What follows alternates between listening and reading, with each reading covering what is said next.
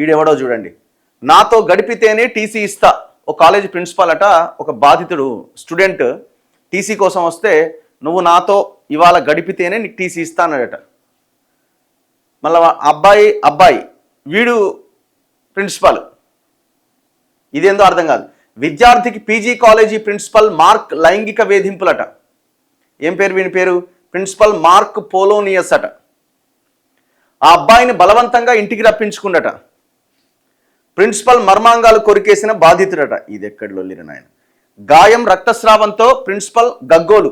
నాగర్ కర్నూలు జిల్లా కొల్లాపూర్లో జరిగిందట ఘటన. ప్రిన్సిపల్ పైన బాధితుడి ఫిర్యాదు, మద్దతుగా రోడ్డెక్కిన విద్యార్థులు. సో ఆ ప్రిన్సిపల్ మీద కంప్లైంట్ చేసిందట. ఆ అబ్బాయికి అనుకూలంగా విద్యార్థులంతా రోడ్డెక్కిరట. మరి ఎంతమందిని వేధించిండో ఇట్లా. ఇదేం కాలం రా నాయన. వాడు మంచి పనే చేసిండు ఆ పిల్లగాడు కూడా. మరి ఏం చేస్తాడు మరి?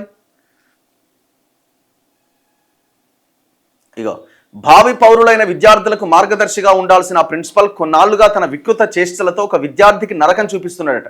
కాలేజీ నుంచి ట్రాన్స్ఫర్ సర్టిఫికేట్ కావాలని ఆ విద్యార్థి కోరిండట.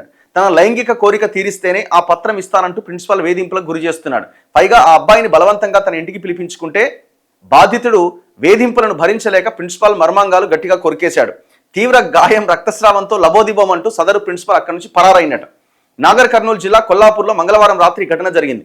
నిందితుడు Kollapur PG college principal Mark Polonius.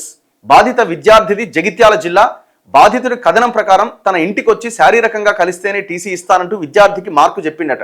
ఈసారి ఎలాగైనా మార్కు దారుణాలు బయట పెట్టాలనే ఉద్దేశంతో బాధితుడు తన స్నేహితులను వెంటబెట్టుకుని ప్రిన్సిపల్ ఇంటికి పోయినట. అందరు కలిసి ప్లాన్ వేసిరు. ఏం చేయాలంటే ఈ పని చేయని చెప్పిరట పోరగాలు. స్నేహితులను బయటే ఉంచి తానొక్కడే లోపలికి పోయినట.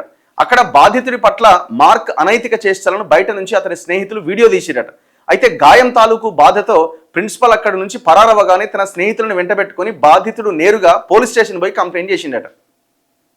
గతంలో మార్కు 2 సార్లు తనను ఇంటికి పిలిపించుకొని అశ్లీల అనైతిక చర్యలకు పాల్పడ్డారని, కాలేజీలో చదువుకు ఆటంకం ఏర్పడుతుందని భయంతో భరించాలని బాధితుడు ఆ ఫిర్యాదులో పేర్కొన్నాడు. అయితే మార్కును వెంటనే ఉద్యోగం నుంచి తొలగించాలని ఫాస్ట్ ట్రాక్ కోర్టు ఏర్పాటు చేసి కఠిన శిక్ష పడేలా చూడాలని ఎస్ఎఫ్ఐ డివైఎఫ్ఐ ఆధ్వర్యంలో బుధవారం పీజీ కాలేజ్ ముందు విద్యార్థులు రాస్తారోకో చేశారు.